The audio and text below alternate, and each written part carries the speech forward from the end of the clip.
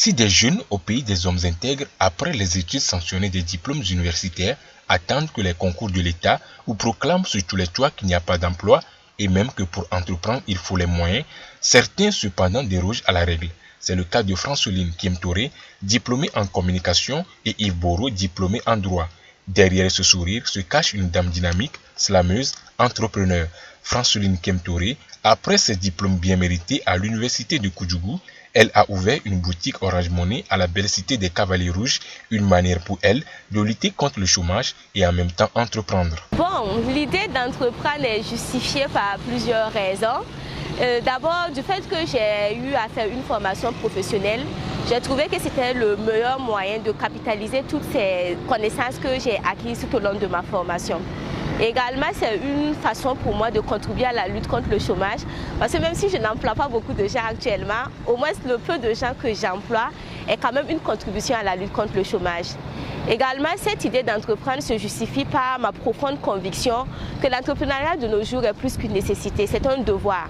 Parce que quoi qu'on dise, on a beau avoir tous les diplômes, on ne peut pas compter totalement sur l'État ni le secteur privé. Voilà. Artiste, plasticien, graphiste, Yves Boro travaille à son propre compte à Ouagadougou au studio Mirage.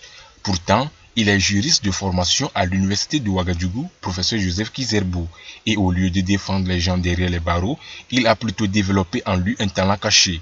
L'histoire d'amour entre Yves et l'art a commencé depuis l'enfance et il est fier d'avoir plusieurs cordes à son arc et de mettre son service au profit du grand public. Rater ma vocation, je ne crois pas. Je pense que être juriste et artiste à la fois, c'est avoir plusieurs cordes à son arc. Voilà. Avoir une formation de juriste, c'est un plus.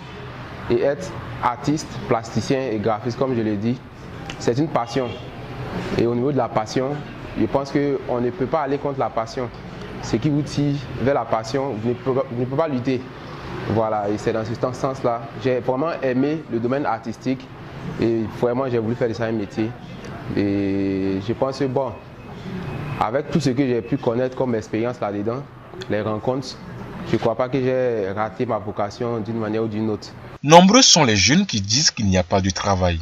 Une conception qui semble erronée aux yeux des jeunes entrepreneurs qui voient les choses autrement. À mon humble avis, ce n'est pas qu'il n'y a pas de travail, c'est que souvent nous cherchons grand. Voilà. Et je profite de lancer un appel à la jeunesse.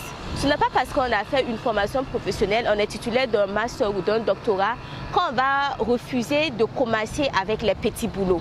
Je pense qu'il y a beaucoup de gens qui ont déjà abordé ce sujet bien avant moi.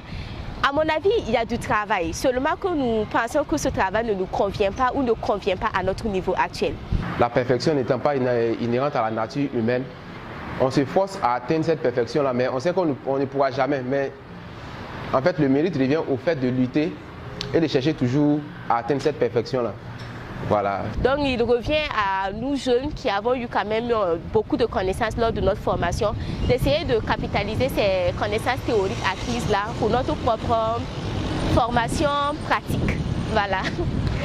Ces jeunes gens très dynamiques et visionnaires veulent par leurs petites entreprises créer de la valeur ajoutée à leur formation professionnelle et en même temps propulser le développement du Burkina Faso et partant de tout le continent africain en absorbant le trop plein de jeunes diplômés en chômage.